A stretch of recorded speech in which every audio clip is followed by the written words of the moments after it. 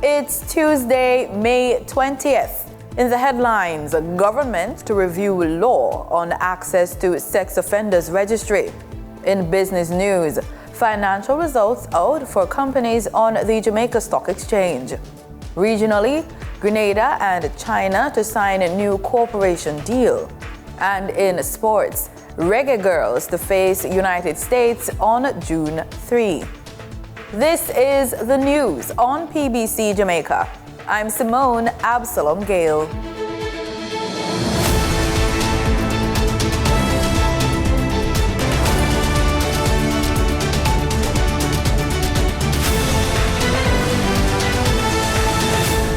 Prime Minister Dr. Andrew Holness has instructed the relevant ministers in his administration to fast-track legislative amendments aimed at strengthening Jamaica's framework for tackling violence against women and girls.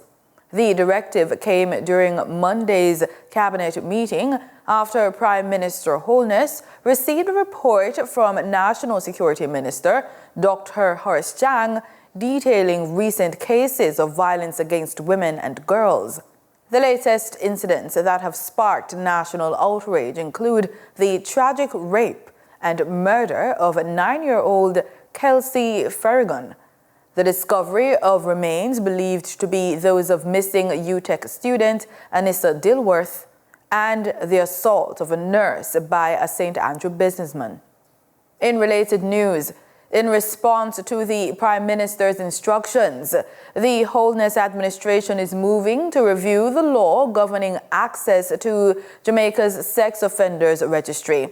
That announcement from Gender Minister Olivia Babsy Grange as she joined hundreds of protesters on the streets of Kingston, demanding justice and an end to violence against women and girls. Denida Rodney reports. Amid a recent surge in violent attacks against women and children, many of them sexual in nature, Minister Grange says the government will review the legislation that governs access to the country's sex offenders registry. We're going to look into the act that governs sex offenders registry. I remember when we were debating in Parliament about the legislation, there were those advocates who said that we must protect the rights of the offenders, although they are offenders. And therefore the registry was not made public. It wasn't published in the newspaper. It wasn't published on radio.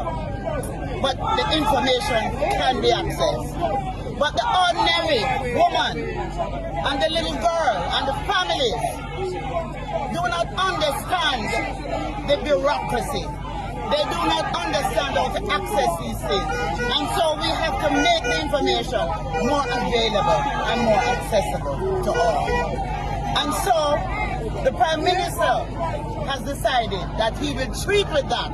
Scores of nurses, medical professionals, advocacy groups, and university students took to the streets on Monday, marching from the University Hospital of the West Indies to Heroes Circle to demand justice and an end to violence against women and children. The protest follows the brutal attack on a UHWI nurse. Health Minister Dr. Christopher Tufton joined the demonstration, standing in solidarity with healthcare workers and condemning the violence.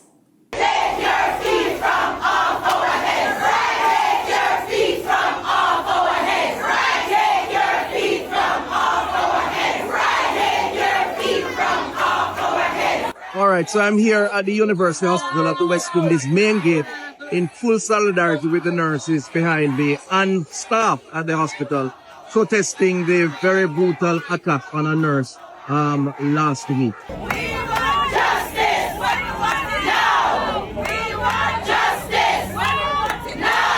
Our nurses, our doctors, all healthcare workers, they provide an essential service, life-saving service. And this service goes 24/7, 7 days a week. They must feel safe when they move from home to work and back. And as a society, we need to give them 150% support. He says he is in close dialogue with the family of the nurse who was attacked. Those who are not at UHWI, that As it relates to Nurse Spacey, who is the victim of this, the University Hospital in West Indies, the clinical team, the full staff are giving her the fullest support, both clinically and psychologically. And I spoke to her husband, who gave me a long, opinion on what transpired, and he's being supported. So from the government standpoint, the victim in all of this, Nurse Spacey, is getting the best of support. From a national standpoint, this is a show of solidarity, all of us, and we have to make sure that the law takes its course and the justice served in the way it's out. Because our healthcare workers, just like any other individual, but more so our healthcare workers who are on the road every day and night, who protect us, who serve us in our hospitals, we need to see them and protect them at all times, no matter how irate we think we are or how big we think we are. And so that's an important national message. Sweeping changes are underway in the education sector as new initiative promises to modernize how schools operate and support students. Backed by international partners, the program is expected to improve access, efficiency, and outcomes through the use of technology, impacting schools, teachers, and learners across the country. We learn more in this JIS feature.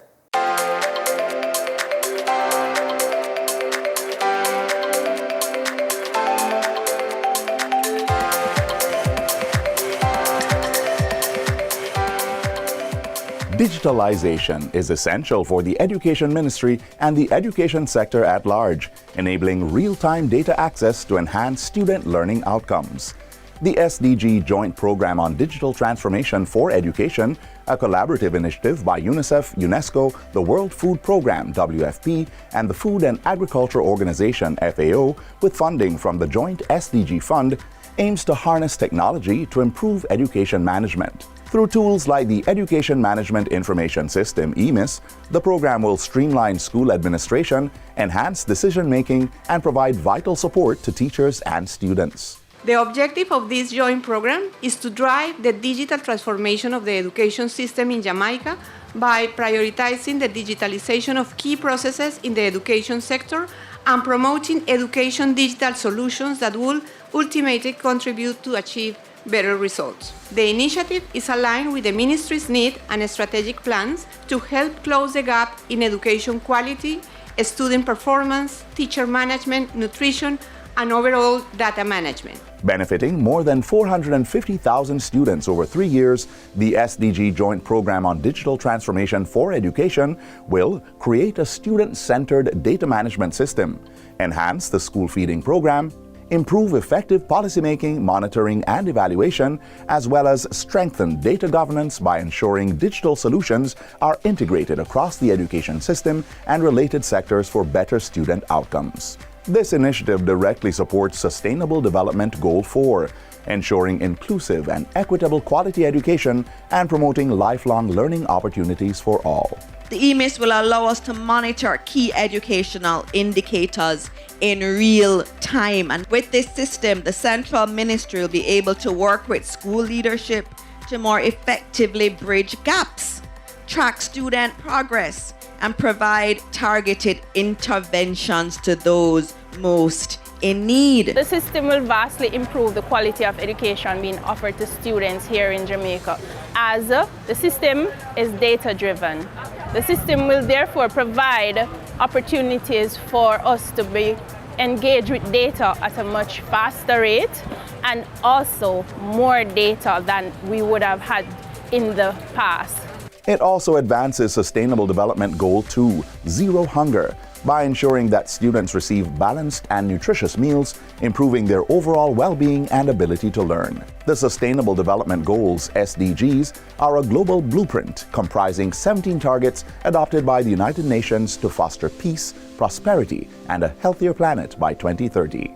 Elaine Bennett of Lloyd's District in St. Thomas is the latest recipient of a new house under the government's new social housing program.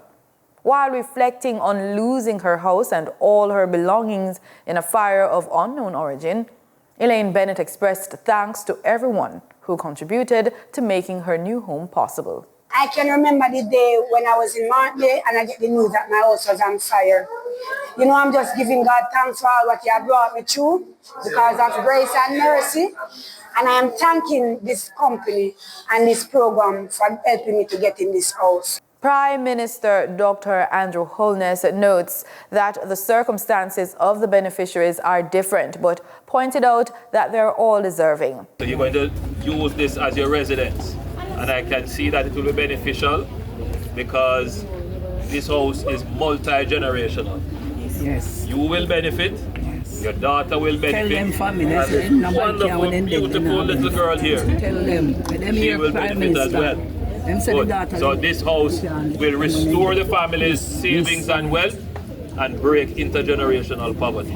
The new social housing program is a Jamaican government initiative that aims to provide safe, stable, and affordable housing solutions for vulnerable families. It is part of a broader effort to improve living conditions for the country's poor and disadvantaged, aiming to reduce housing poverty and promote community development.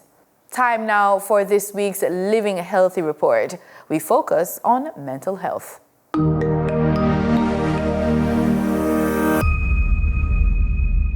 In Trinidad and Tobago, although there have been no recorded statistics on the prevalence of various mental health challenges, clinical psychologist Victoria Sunarayan Jalal Singh says there are more people seeking help. So there aren't any statistics because there aren't any formal studies that are being conducted. But what I can say from practice and what I can speak to based on things that I've been hearing from my colleagues as well is that more people are seeking help. Now, if more people are seeking help, it doesn't necessarily have to mean that the prevalence is higher. It can mean that. But what it does mean is that more people are recognizing that there is something that can be done and they are actually being actionable about it and trying to get the help that they need from professionals to help them recover. Distinguishing mental health from mental illness is a distinction the psychologist says is important. Depression and anxiety are categorized as mental health, while mental illness is more severe. Not because a person experiences challenges in their everyday lives means that they may meet criteria to be diagnosed with a mental illness. So that's where the difference lies, where a mental illness rather are things that we can diagnose, where it's severe enough that that person meets criteria to seek treatment for it. Labeling and judgment has created a stigma about therapy, an issue that has stopped many from accessing therapy. I think the labeling of persons as mad or crazy is a defense mechanism of people who generally don't really understand the dynamics of what it may mean to meet criteria for a mental illness, or even people who themselves have challenges in their own mental health, and because of that it makes them feel a bit insecure, so they then put forward their defenses of their own. Anything that presents to them as that and it comes a little bit too close to home, they try to hold it off as best as they can. And now over to the business report with Denise Williams.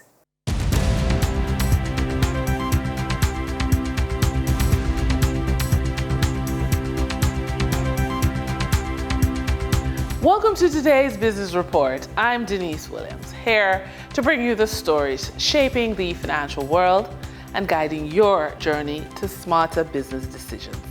Let's dive into the top headlines.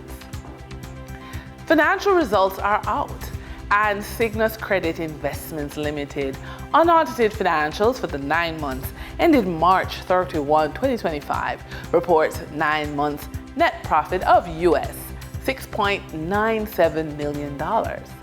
Another set of financial results are from Dolphin Cove Limited. Their unaudited financials for the first quarter ending March 31, 2025 reports their net profit of US $859,290. The Caribbean Poultry Association's 8th International Technical Symposium and exhibition in New Kingston on Wednesday sounded the call for greater inter-regional trade in poultry. Members of the Caribbean Poultry Association argue that companies outside the region have an easier time selling poultry to CARICOM countries than regional producers do trading within CARICOM. A study conducted by the association indicated that Trinidad and Tobago imported an average of US $130 million in poultry meat, Suriname US $97 million, and Jamaica US $80 million during the last 5 years. Some 70% of the poultry imported into CARICOM comes from the United States, followed by imports from Brazil, the United Kingdom, Canada, and the rest of the world. Data released by the Financial Services Commission, FSC, indicate that pension funds are diversifying their holdings. The FSC report also pointed out that 39% of the funds under management were invested in mutual funds, 21% in stocks, 20% in Government of Jamaica securities, 6% in real estate, 4% in repurchase agreements, and the rest in cash. The Commission also noted that 55% of the just over 800 billion Jamaican dollar total was managed by security dealers, 37% by life insurance companies, and 8% by credit unions and other financial entities. The value of the private pension funds jumped to $811 billion, or 25% of gross domestic product, as at the end of December 2024. For the trading period ending May 19, 2025, these were the most actively traded stocks. Toll road operator Trans-Jamaica Highway Limited with 9,201,877 units traded, representing 44.25% of market sales volume. Insurance company General Accident Insurance Company Jamaica Limited with 2,621,619 units traded, representing 12.61% of market sales volume. Microfinance lender Dollar Financial Services Limited with 1,956,328 units traded, representing 9.41% of market sales volume. We now shift our focus to the Forex market rate set by the Bank of Jamaica. On May 19, 2025, the Bank of Jamaica reported US $51.89 million purchased and US $60.06 million sold by Forex traders. Forex traders earned $1.65 per dollar, selling the US at $159.71 and buying the US at $158.06. The Canadian dollar netted Forex traders $2.92 per transaction, with selling at $113.35 and buying at $110.43. The British pound yielded Forex traders $1.54 in profits, with selling at $211.74 and buying at $210.20. For our credit report tip of the day, a strong credit score doesn't just make you look good on paper. It makes lenders, banks, and business partners believe in your ability to manage money and multiply it. That belief turns into opportunities for lower rates, higher limits, more funding, and smarter investments. If you're building wealth, improving your credit score isn't optional, it's strategic. And that wraps up today's business report. I'm Denise Williams, reminding you that every financial decision is a step toward your future. Until next time, stay focused, stay informed, and keep striving for success. See you soon. In regional news, the government of Grenada will soon enter another cooperation with the People's Republic of China. The announcement came from the Chinese ambassador during recent official engagements. While details remain limited, the agreement is expected to support Grenada's ongoing development efforts and reflects the growing partnership between the two nations. More from GBN News. The government of Grenada will soon sign another technical cooperation agreement with the People's Republic of China. This disclosure first came from Chinese ambassador to Grenada, His Excellency Wei Hongtian, during a press briefing on Friday at the Chinese embassy, and again earlier today during the handover ceremony of the Maurice Bishop International Airport project. I'm happy to announce that I'm going to sign another new economic and technical cooperation with Grenadian government tomorrow morning in the Ministry of Foreign Affairs in China. Thank you. So this also the eighth will be the eighth one, the eighth economic and technical cooperation agreement between the People's Republic of China and Grenada. So China will, after signing that agreement, China will provide another amount of grant assistance to Grenada to support Grenada's development project. The ambassador did not disclose details surrounding this new agreement. However, it will involve grant funding from China for projects discussed and agreed upon by both governments. This year, Honorable Deacon Michira, Prime Minister of Grenada, paid a very successful visit to China. And during the visit, we signed 14 cooperation agreements, cooperation documents. One of them is that economic and technical cooperation agreement. Ahead of tomorrow's signing, Prime Minister Deacon Mitchell expressed his gratitude to the Chinese ambassador on behalf of the government and people of Grenada.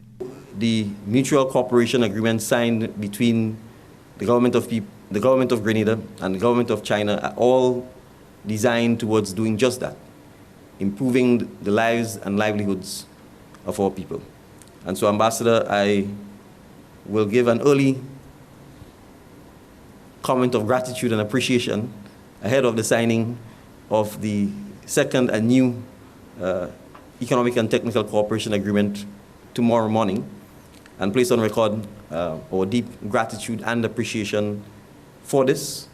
It demonstrates the continued commitment of China to supporting Grenada, and the recent summit between China and Latin America and Caribbean countries, which was attended by our Honorable Andy Williams, our Minister for Mobilization, Implementation and Transformation, and who only returned to Grenada yesterday on Sunday from that event.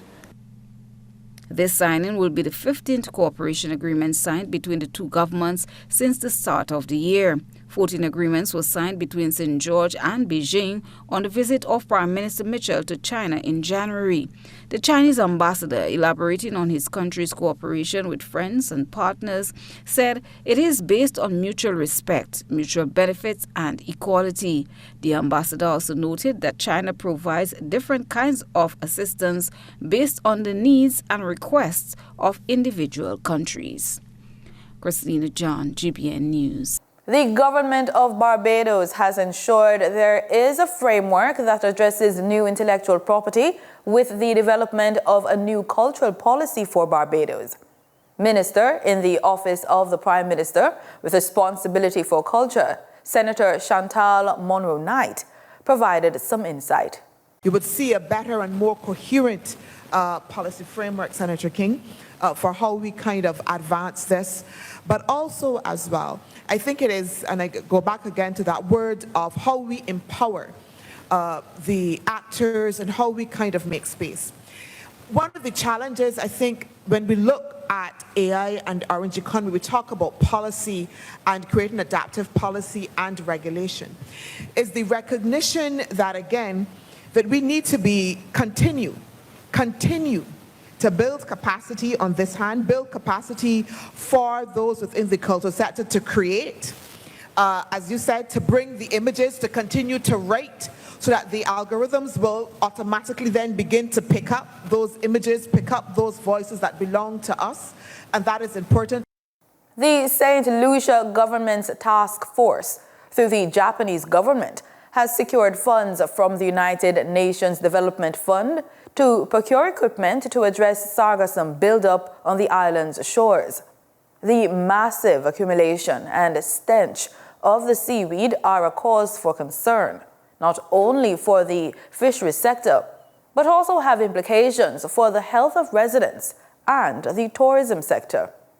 Agriculture and Fisheries Minister Alfred Prosper shared the government's plans to deal with the issue during the pre-cabinet media briefing on Monday. The Ministry of Agriculture has a plan. We had a task force established in recent years, and through the government and people of Japan, we were able to secure some funding through the UNDP to secure some pieces of equipment to assist us with addressing the problem.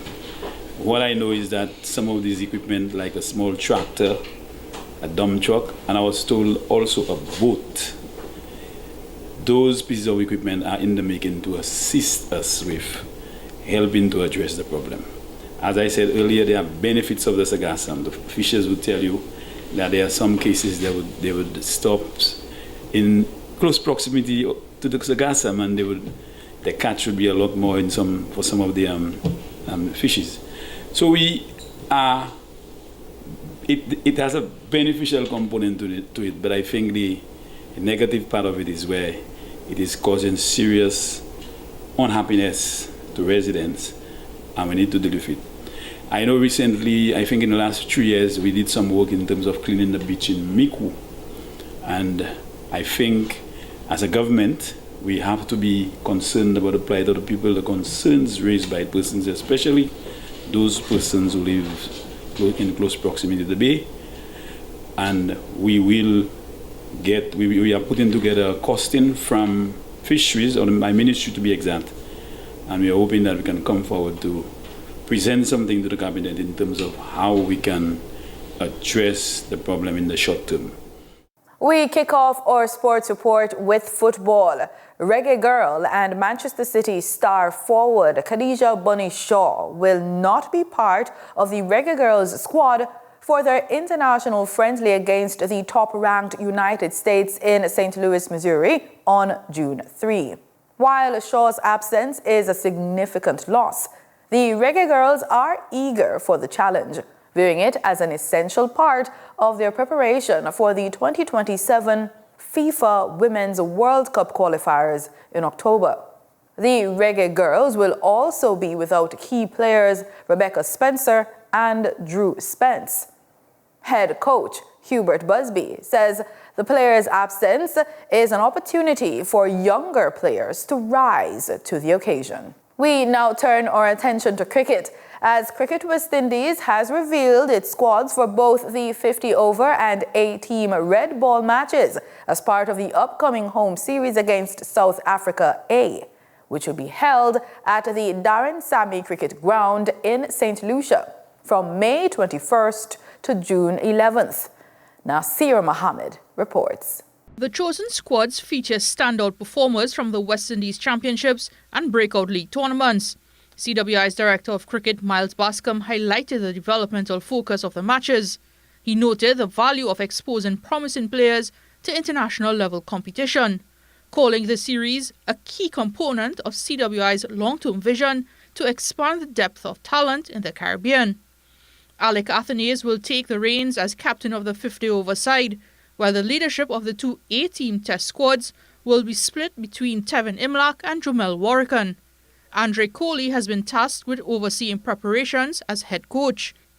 The series against South Africa A will also serve as a lead-up to the eagerly awaited Fuller Energy West Indies home series, beginning on June 11th at the 3Ws Oval in Barbados, where the West Indies women face off with South Africa women, a fixture that marks the start of an action-packed international home series of cricket in the Caribbean. Admission to all matches in the A-team series is free, offering supporters a front row seat to watch emerging talents and the next generation of West Indies cricketers. And that's it for the news on PBCJ. You can follow us on our social media platforms at PBCJamaica. Thanks for watching.